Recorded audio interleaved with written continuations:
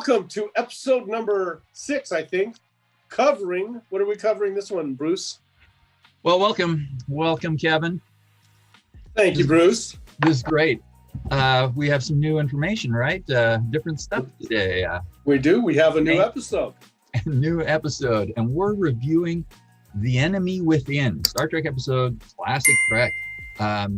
It was directed by Leo Penn and written by Richard Matheson. Now, who's Leo Penn? We don't know who Leo Penn We do know Leo Penn. We do know Leo. Oh, yes. We looked him up. He's absolutely like the father of, related to. That's right. Sean Penn, Chris Penn. Those the brothers. Oh my God. Let me give you a little, did I give you the trivia before about Leo Penn? What's the trivia? So, and then we'll move on. But let me cover Leo Penn. This is one of the reasons Leo Penn caught me, because when I first came to LA and started my company, I hired a woman who was an actress. There's a lot of actresses in Los Angeles. And she was doing a play. Yeah, she was doing a play. And the play, it was the Rap. I was invited to the last play that they were doing at a little theater on, I forget the name of the street, but one of the main thoroughfares in Los Angeles. And so I went to it. Leo Penn was there. He was acting in the play. His wife was acting in the play. Robin, my assistant, was in the play, and a bunch of other people. I'll tell you the whole story. I'll just tell you this whole story. That is awesome. This is my relationship to Star Trek. So I was there with a very pretty, blonde, blue-eyed woman. And when I went to the play, like I said, it was the last play. So we're in there before, and they have the wine and stuff, or if you get a glass of wine. So my girlfriend and I were having, her name was Carla, we're having some wine, or probably her name probably still is Carla, but it was Carla at the time. And one of Sean Penn's friends, because there was a whole group of them, like 5, came up to me and he's going, "Oh, hi, how are you? It's so great to see you." And I know that the only reason he was doing that is he wanted to get close to Carla. That's the only reason. And he had no idea who I was. He didn't care who I was. He just wanted me to say, "Oh, this is Carla." So that was Sean Penn's friend. Also, Gandolfini was there, James Gandolfini. William Beatty, what's his first name? Beatty? God, you know the actor, right? What's his first name? Oh, man. Anyway, he was there with, I think, maybe his son. So it was such a rich people, like not every actor, but quite a few actors were there. So that's my Leo Penn story. My employee and Sean Penn and Gandolfini, and I forget who else was there, but a lot of people. Warren Beatty, isn't it? Warren Beatty? Yeah, Warren Beatty. Yeah. That is pretty cool. That's a great story for the connection to this episode and Leo Penn. I can't believe it. That's awesome. Yeah, Leo Penn. Yeah. Good story. And his wife. Now he passed away. I don't know when Leo Penn passed away, but quite a while ago. So you could tell how long that was ago. Long after this episode, which is episode number 5. Uh-huh. Did I say that this was aired in October 6th of 1966? You did not. Well, there you go. This is a first season episode. Good stuff. Right. First season. And a good one, I think. I got to tell you, as we're getting kicked off here, as we're not getting kicked off, but I mean, kicking this off, I was looking because I love the phaser. So I did find one for $89.99 online, but it's defective. It's the same as I think what they used in this episode. Yeah, I know you're giving me that look. Yeah, quizzical look. It's the same, because I think it's when Spock turns to Captain Kirk and says, "Set it to stun, not to kill," right? Mm-hmm. This phaser that they're selling for $89.99 only goes to stun. I know it's, That's crazy. Wait a minute. Salvage title and all that. That's what you get, right? But it's a bargain at that price. It is. It's a bargain. It's not one of these $800 replicas, right? Right. I guess that's why it's only $89.99. There's no kill. It's not good. You have someone breaking in, you can only stun them. I don't know. Yeah.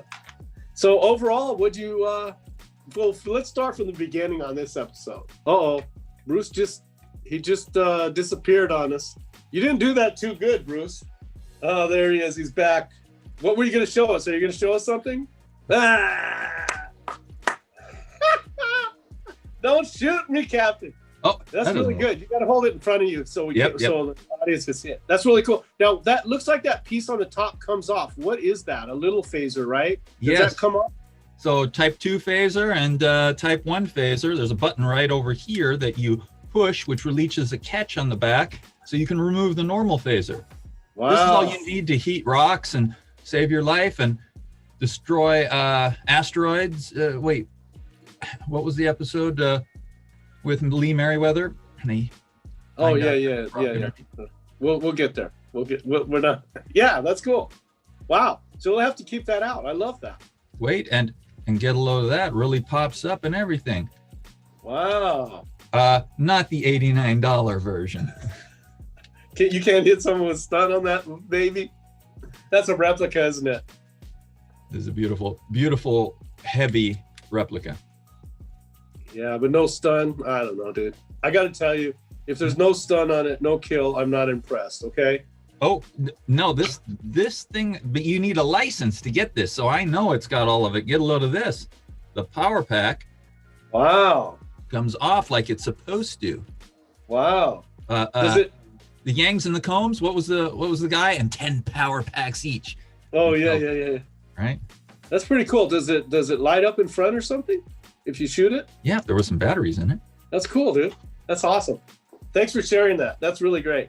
I should have known you had a phaser. I should have known. I should have known. When you were sneaking off there, I knew you were going to do something, but that's great. So what do you think? So they're stuck on the planet. It's going to get down to like 120 at night. At night, yes. And it already is chilly right now. It's already cold. Go down there, right? And as usual, in my critical way, they totally underdress. I mean, think about going to Mount Everest, right? You would not take a simple T-shirt to Mount Everest. So they underdressed like crazy to go down there. Crazy. So what do you think that coldness was? It was a plot to make us want to keep moving through the show, right? We have to save their lives. We have to lower a hot pot of coffee. Now, sure, the heater's duplicated into not working, but they couldn't send down some sheetrock and have it duplicate so they could build a little shelter? Yeah. Well, they said they tried to send down some heaters. You're right. That sheetrock, it would duplicate, right? Yeah. Well, yeah. Into good sheetrock and bad sheetrock. Yeah, you still have it. Yeah. Dig a trench and make a lean-to and build something. Send some plywood down. Yeah. Because I mean, at 120, that would have been totally like a icicle. I think freezing is 32 degrees, right? That's when things turn to ice. You get down below that. Well, if you use that weird Fahrenheit measurement system. Well, that's what they're using in this. They're not saying 120. Do you think they're using Celsius? Then that's way. Those guys would have been totally toast, dude. They are, but it's merely a historical document, so they're translating it for you on the fly so you can understand. But it's only a few countries that use that Fahrenheit stuff. So they're using Celsius, you're saying? No, they switch on and off, and they mix it up even in episodes. It's very hilarious. Okay, all right. So then we got that dog, that funky dog. Now, was that dog supposed to be native to the planet? I'm not sure. Or why was that dog there? Yeah, that is a good question. Was that because they went down there? Sure. Wasn't it on the planet? So we weren't watching carefully. No, I was watching it, but that dog was just there. Sulu was holding it when they came in. Yeah. So it didn't really explain where they got that dog. Yeah, is it like Sulu plays with botany and then he likes animals, or was it from the planet? But I don't see a reason to beam a dog down. Do you? I mean, I don't know. No. What if it's native to the planet? Right. I was thinking it was native to the planet, but then I'm not sure. So They beam it up and they say, we're going to take this as a specimen. Yeah. And then they go, oh, well, what the heck? Let's use this living creature as a test. I know, right? I don't think we can get away from animal testing. I put that in my later notes, but animals were harmed in the making of this episode. They weren't. And I want everyone to know that. What did you just say, Bruce? No animals were harmed during the making of this episode. So everyone just know that, right? Don't start writing into Star Trek, the original series, right. And getting upset about it. They may have killed some animals, but they haven't harmed them in any way. Okay, so we got the dog, and then what happened? They didn't really show us. He gets some sort of magnetic dust all over him. Again, they're not really refined. They're still trying to figure things out, and the transporter malfunctions when the guy comes aboard due to, I'm assuming, the magnetic dust. Or we are led to believe that might be the thing that caused this, or yes, changed something. Yes. And it looks to me like they didn't show the top, but he fell down maybe 16, 20 feet, or something. Yeah. And he's cut his hand, gashing his hand as he was probably trying to not fall off. And when he landed. Right. So they got to get him to the ship just to get medical stuff. And shall I say all hell breaks loose after that? And that sets up the issue. Right? That sets up the issue. That's right. That's the end of Act 1, I think. I don't know if that we're really... you guys can tell us if that's Act 1 or not, but pretty much that sets up the teaser. Teaser. Whoa. Teaser, yeah. And then we got 4 acts, right? Okay. So then Kirk says, and I don't know why, because I was watching this a little bit carefully, he says, Captain ready to beam up, right? So whatever he was doing down on the planet, he's all done with it. And, okay, I'm done. I'm going to go back to the... Right, and the other people are going to finish up their analysis or packing up or whatever, right? Right. Yeah. And before he comes up, there's a technician working with Scotty at the console in the transporter room. That's correct. I always watch him because I'm looking at James Doohan as a longtime seasoned actor, and I look at the other guy that's working with him, and I'm thinking, wow, this is a young guy, so he's obviously has less years under his belt. And I'm looking at his facial expressions and how he does, I want to use the word exaggerated facial expressions versus the milder ones from Scotty. Scotty is Scotty. He's already got the character down right now, right? Yeah. 5 episodes and he's good. Now he's got, we could put on the shot. And also, isn't he in the hallway when he says, give me your phaser? Isn't that the same guy? Yeah, I think it is. Yeah, that's the same guy. And I think the reason for that is because he's already met him on the transporter pad, right? When the second Kirk comes up, which I guess we haven't explained that yet. Right. Later on in the hallway, give me your phaser is of course much later. And why not use the actor they've already hired? Exactly. Well, because he's already met him. And so that brings us to where Kirk comes up, right? And he's kind of like, we don't know it yet, but he's been split in half. Or, there's he might have more of them floating out in the space, but he's got at least 2 parts. One we know comes back. The second one we don't know comes onto the ship. Yes, with a very evil look and heavy eyeliner and dark shadows, lots of contrast and hunched over, hiding his face. And, yeah, definitely good on William Shatner's part to play the 2 parts. I thought he did a great job. Yeah, he really did. Great job on that. And you'll love it. He does that later again in the Janice Lester episode. What's that? The last episode of the series. Oh, the one where she's mind transfer. Right. Yeah. So he does another one of those where he has to play 2 different characters. Yeah, very well done. Yeah, very well done. I thought he did a great job. So then we have 2 Kirks on board, although they don't know it. So no one's aware of it because even though Spock, I think, says stay with the transporter, they leave anyway to take Kirk to get checked out because he's feeling a little faint. The first Kirk. So what I named him Crazy Kirk and Kirk 2. So we got Crazy and Kirk, but I wanted to I think I started naming him Half Kirk. So there's Half Kirk and Crazy Kirk. Remember? Because it's going, I'm not here, I'm not all here. So, he's losing his faculties, he's losing his ability to reason and to command. To make decisions.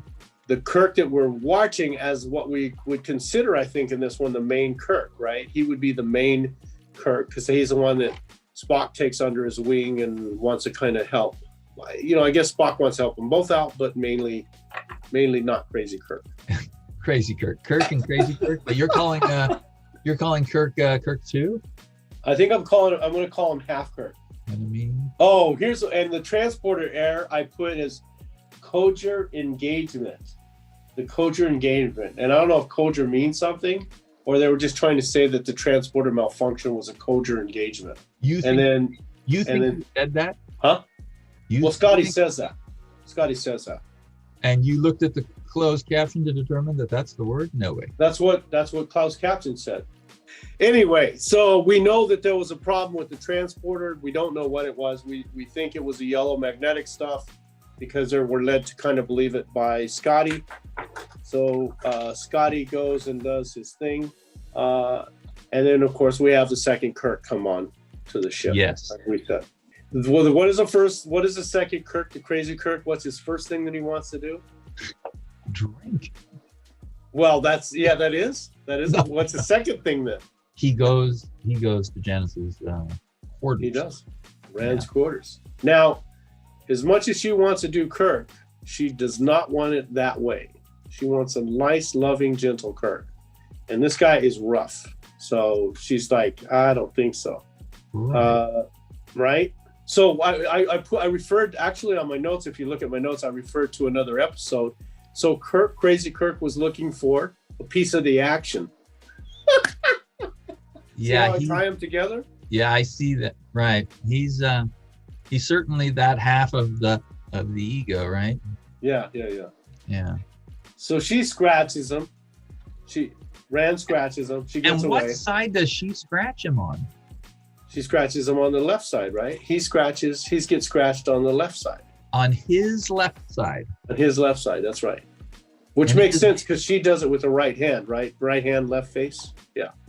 Okay, so is that what? And they might have put it on the same side, but they had to flip the film around because they filmed it wrong. Yeah. They weren't facing each other or something. Yeah.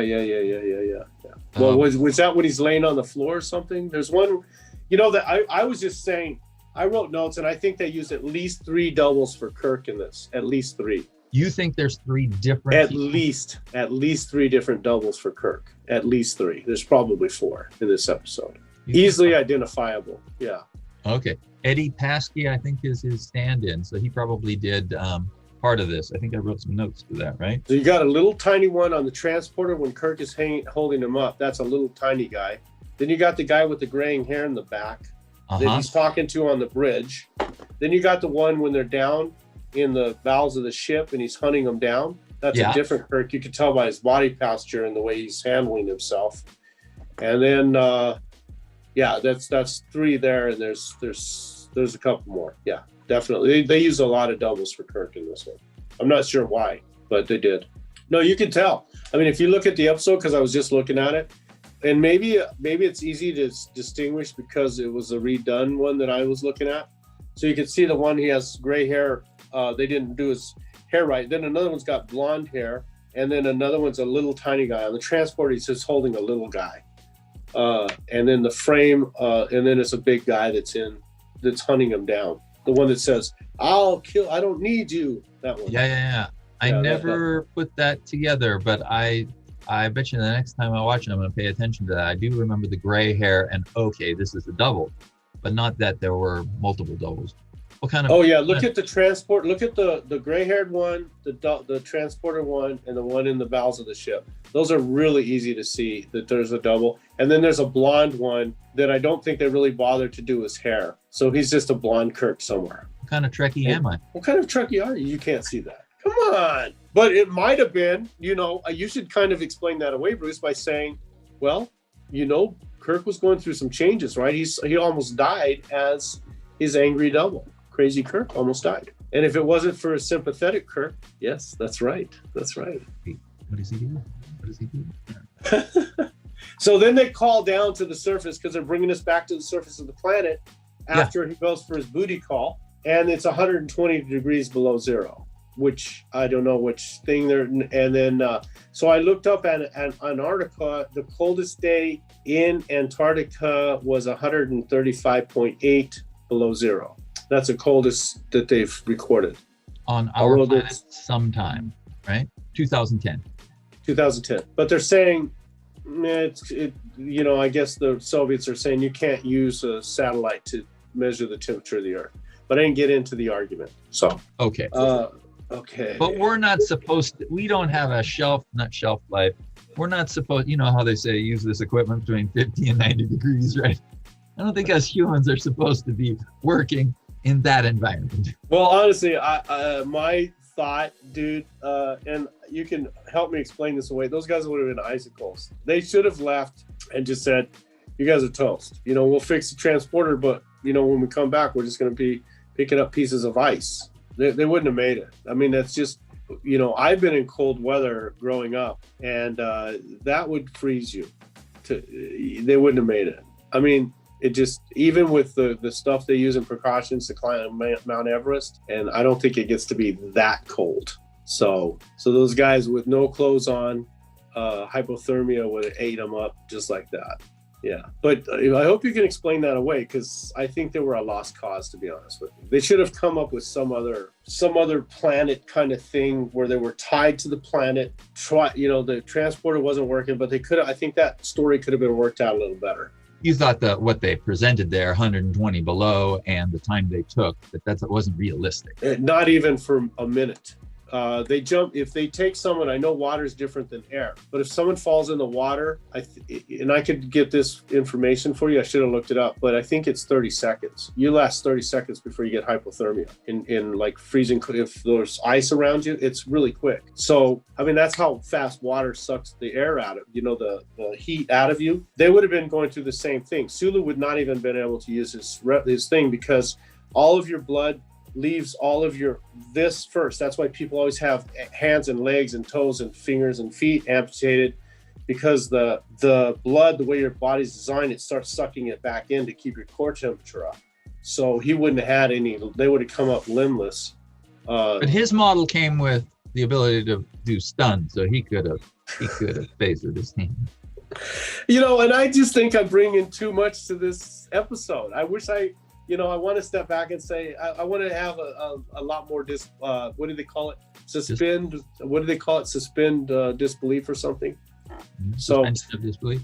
Yeah, suspend your disbelief. So hopefully Sulu and all those guys made it, but with a little tiny blanket, and they're toasted. And a blanket that they're not wrapping around. Exactly. And Sulu's out of the blanket. Yeah.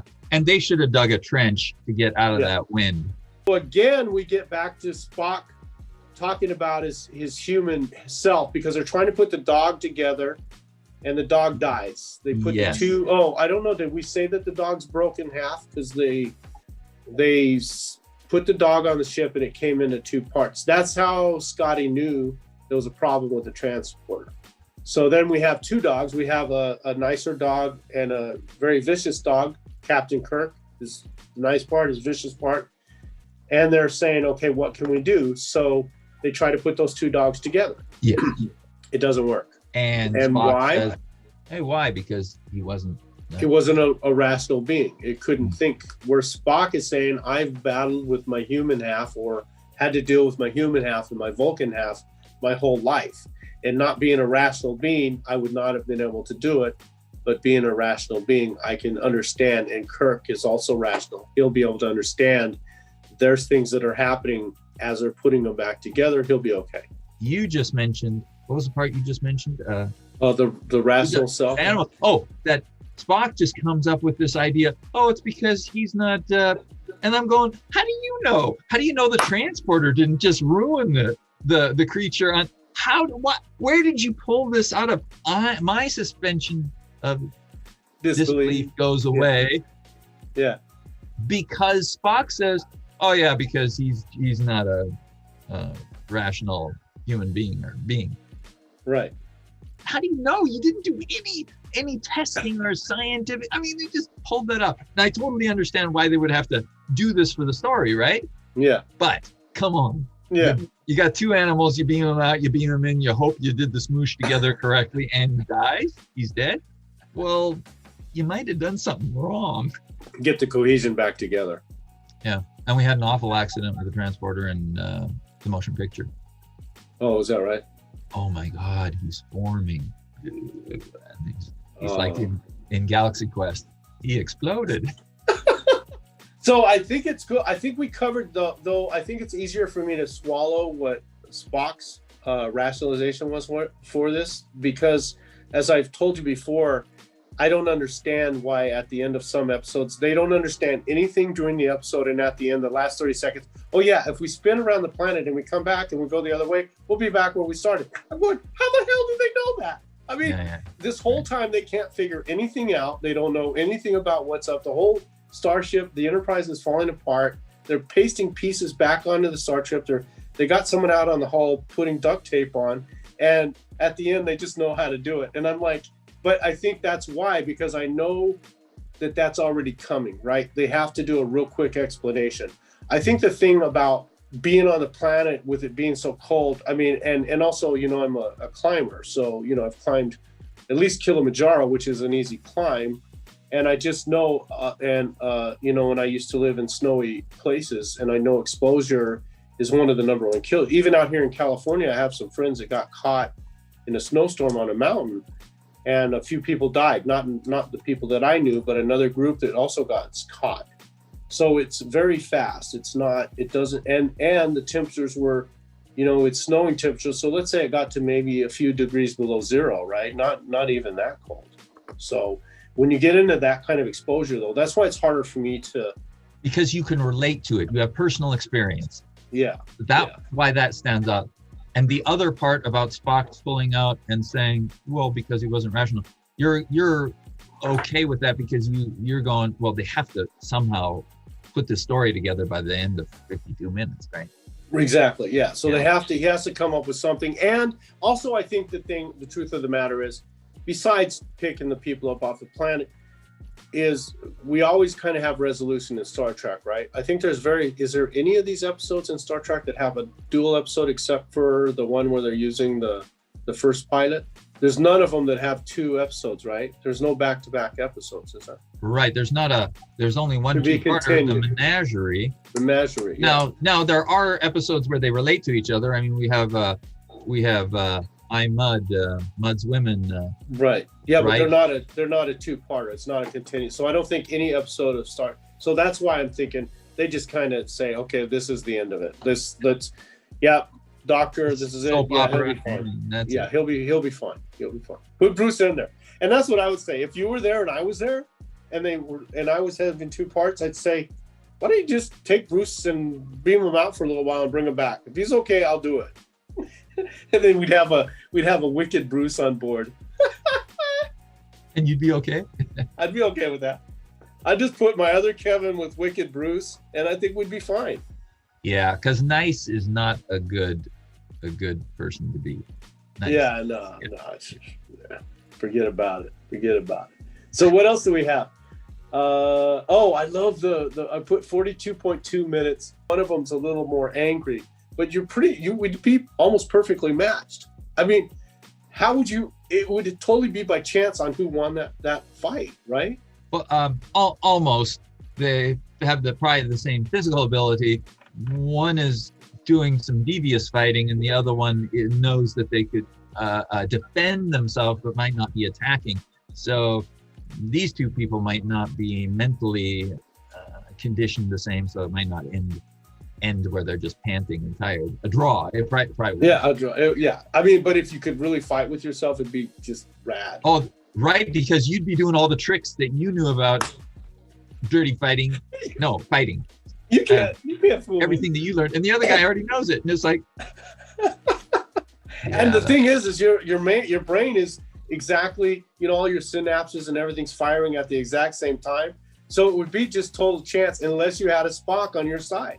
That's the only thing that set these guys apart. Well, the other guy was going to blow the heck out of him because his phaser did go to kill, to annihilate. I mean, it was past kill, wasn't it? What was his phaser set to? Explode. What do we got? Stun and, Is it kill? Is it just kill? It's got to be like blow the heck out of something.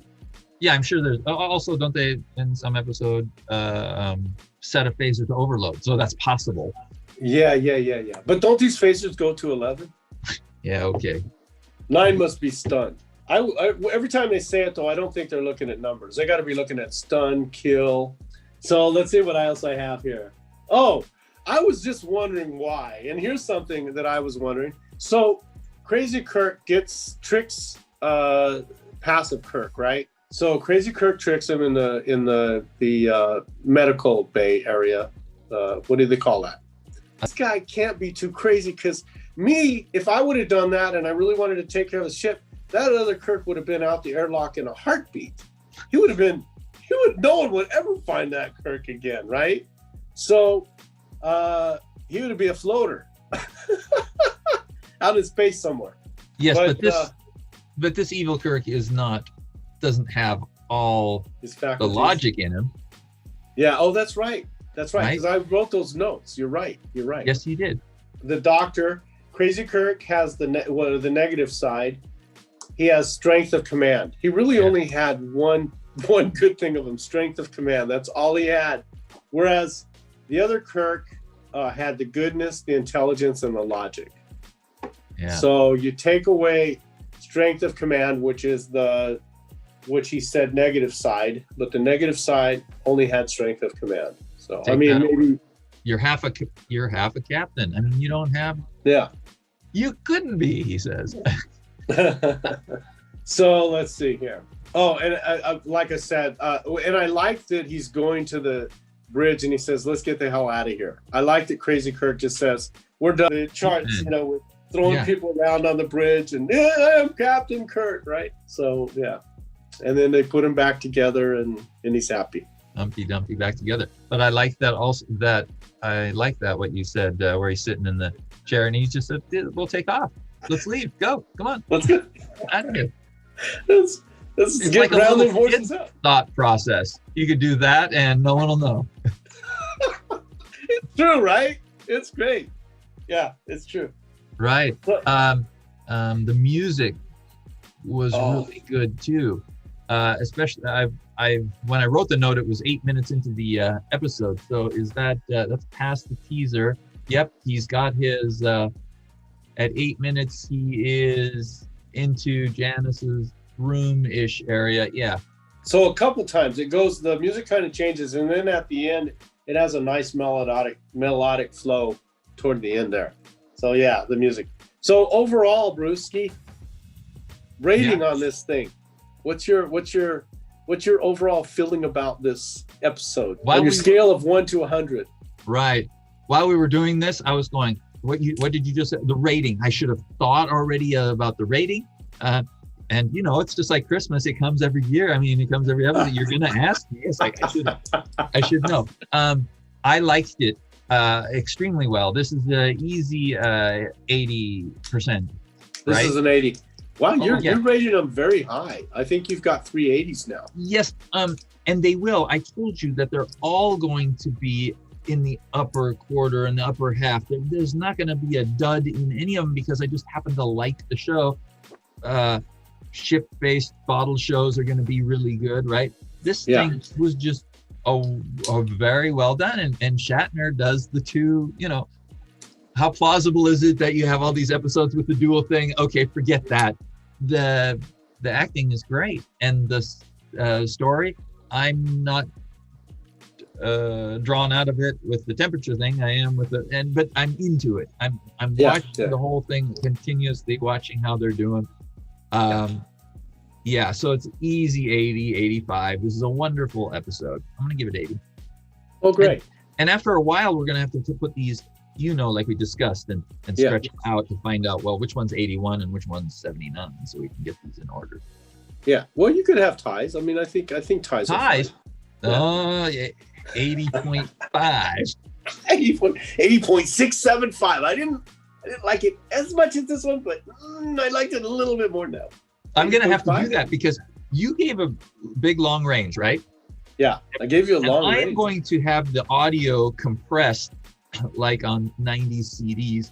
I'm gonna put all 79 episodes in the 80 to 90 range, and you're gonna go, I gave you all this range, all of this high range to rate them. Yeah. Well, and I'm gonna go, but this one's 80.1 and this one's 81.1 and 0.2 and 0.2.5. I loved. I think this was a William Shatner episode. Really, I mean, most of the focus, even when I'm looking at Spock, he didn't have that much to do or say. I don't really think many of the other characters had that much to do in this one. But you learned about Spock and his fighting. Well, no, that was last time. He just yeah. I mean, I didn't say they didn't have anything to do. They did have parts, but it wasn't as significant as you can tell. I think William Shatner's part, if we took it on a scale, probably 80% was William Shatner, 20% was the other characters. Yeah, and he had to really go for it when he did the bad guy. Yeah, and I think he did a great job. I mean, I don't know if I was an actor, if I could really go to the places that William Shatner went. I am the captain. I am the captain. You know, he just kept so emphatically.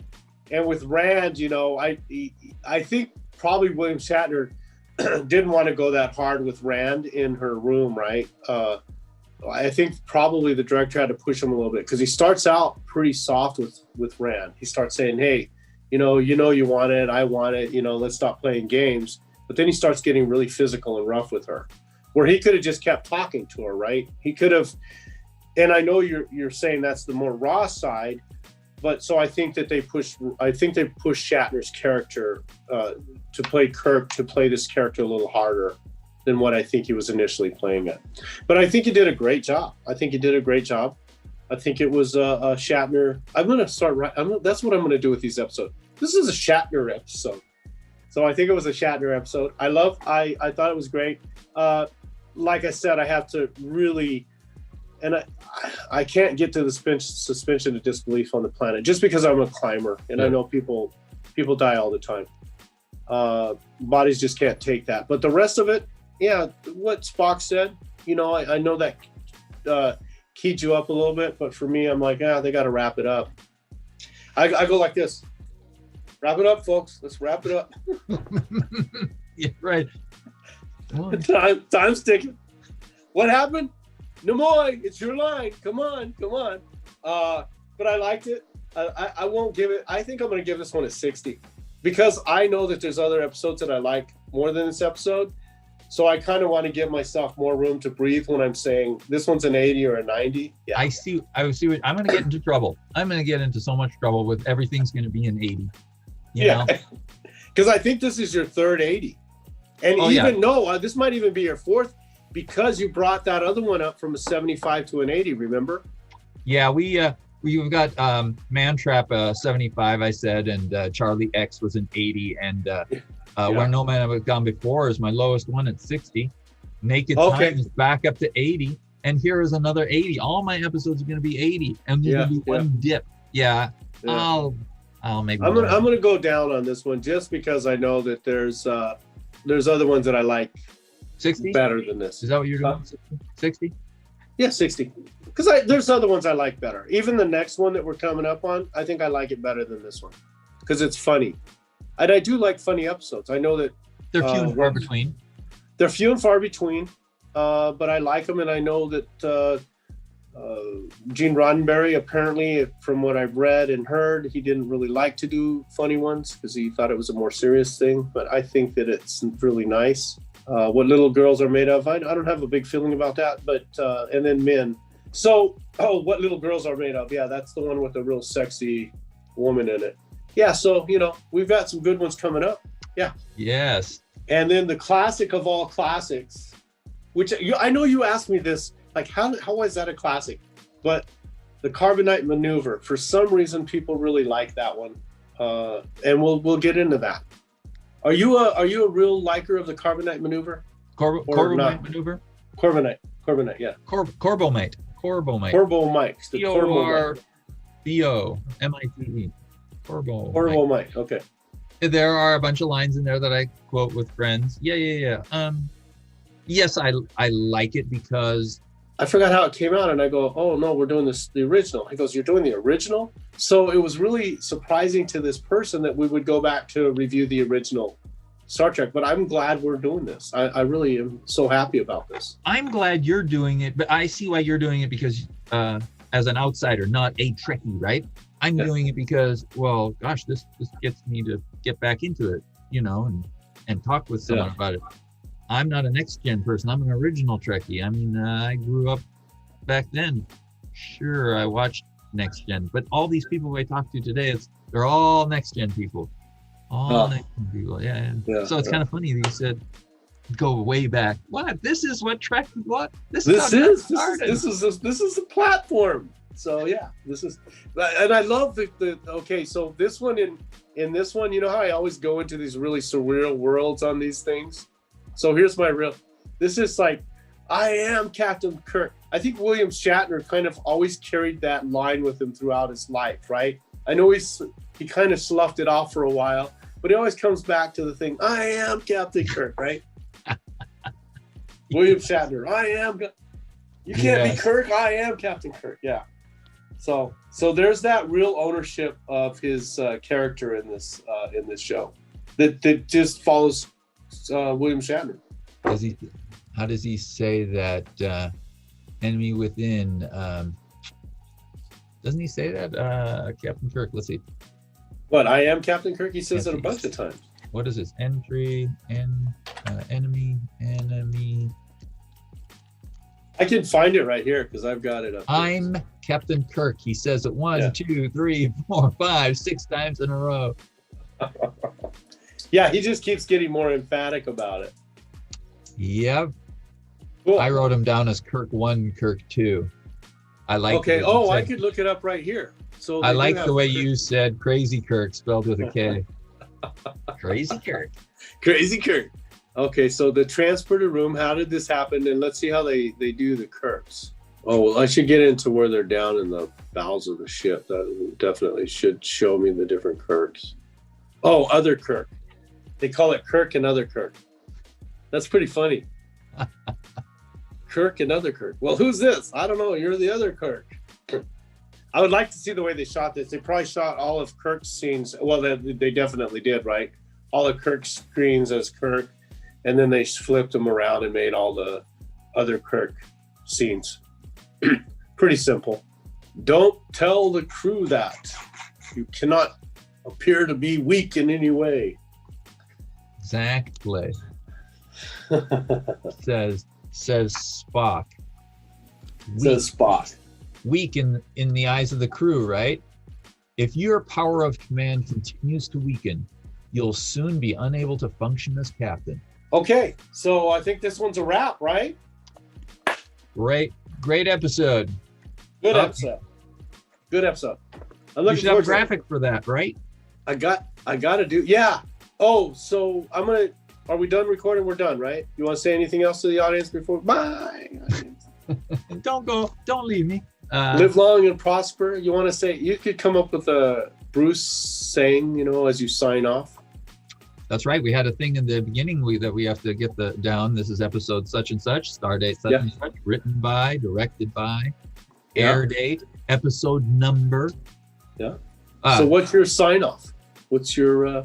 What's that gonna be? I don't know. I'll say, look forward to our next episode, Mud's Women. Oh yeah. Thanks for telling me what I'm supposed to be watching.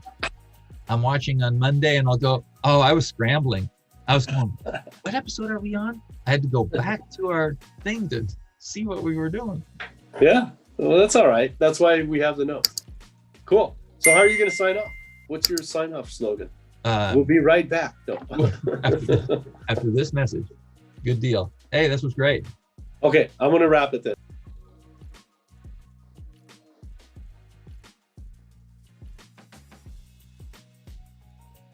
Gosh, I'm not really doing my homework.